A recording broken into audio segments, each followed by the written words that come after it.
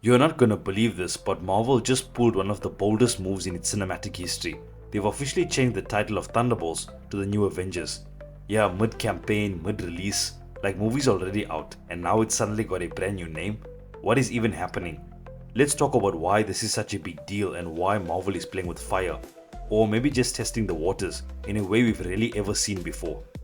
So here's the thing, movies have had title changes in the past. Usually they're small tweaks, or it happens after the movie has left theaters. But this is Marvel going all out, especially during the movie's release window. Think back to X-Men Dark Phoenix, originally released just as Dark Phoenix, but they slapped X-Men back onto it for SCO.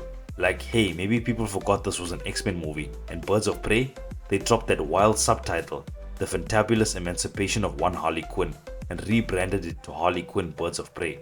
Again, marketing tweaks, SEO stunts, but subtle, quiet, kind of after the fact moves. This new Avengers switch, Marvel's just doing it. Lay it out right here, do it. Do it. No quiet press release, no post-theatrical adjustment. They literally updated the title on the official website, and even the cast is getting in on it.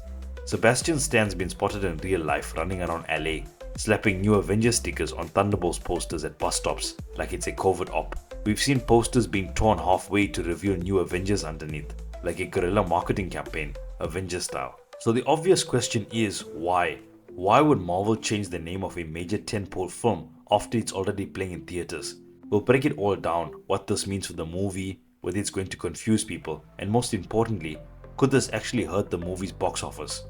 Now, a lot of you already saw this coming. I mean, calling it the New Avengers makes way more sense from a branding perspective. The Avengers name is a powerhouse. You'd think Marvel would have wanted to lean into that from the start. But there's a plan here. At least we think there is. Here's the current situation. If you check online ticketing sites like Fandango, you'll see Thunderbolts listed.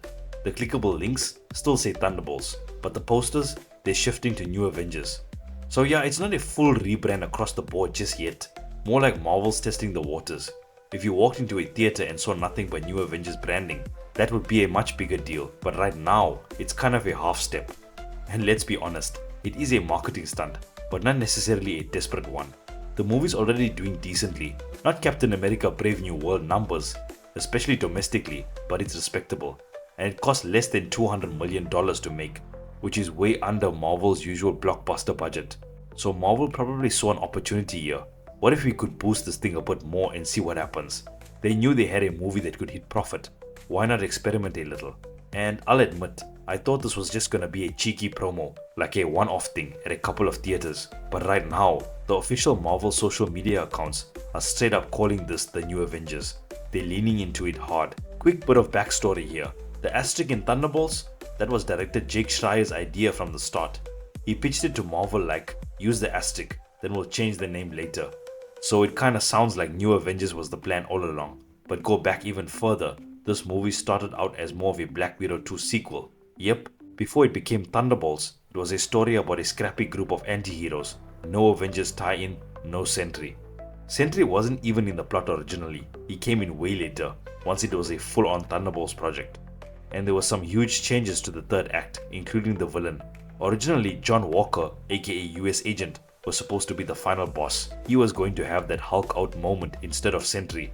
Val was gonna go full "we have a Hulk" parody from the first Avengers movie. And here's something interesting. Sebastian Stan says the post-credit scene was actually shot by the Russo brothers on the set of Avengers Doomsday. That's what led to Florence Pugh getting confused in interviews, thinking she was already filming scenes for Doomsday. Like, wait, why does that slate say Avengers 4?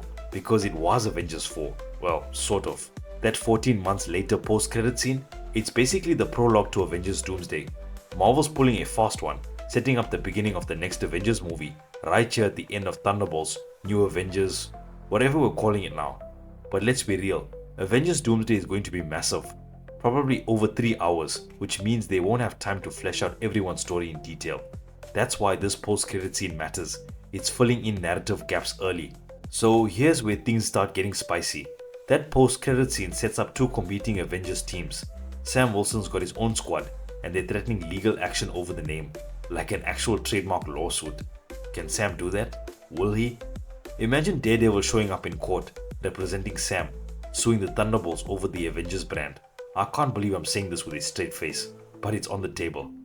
So, are we going to have two Avengers teams going into Doomsday? It looks like it.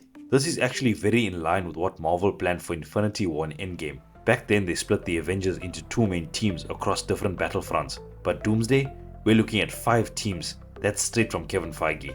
He said the movie will feature the original MCU heroes, the Wakandans, including Namor and the Talocan, the OG X-Men from their own universe, the Fantastic Four, also from a different universe, the Thunderbolts team. And yeah, eventually these teams are going to collide and combine and die and reform and fight Doctor Doom. Not just any Doom, Robert Downey Jr. as Doctor Doom, maybe God Emperor Doom ruling Battleworld, like Thanos 2.0 but even more unhinged. Each team will battle different threats, some against Doom himself, others against his evil version of the Avengers, and yeah, it looks like Downey's Doom starts assembling his own squad, which means we could see some kind of twisted villain-verse situation. Now let's circle back. Who's even on Sam Wilson's team? From the Chairwatch teaser, we can guess it's gonna be characters like Thor, Ant-Man, Shang-Chi, Falcon, War Machine, Captain Marvel, Hawkeye, Doctor Strange, and possibly Hulk.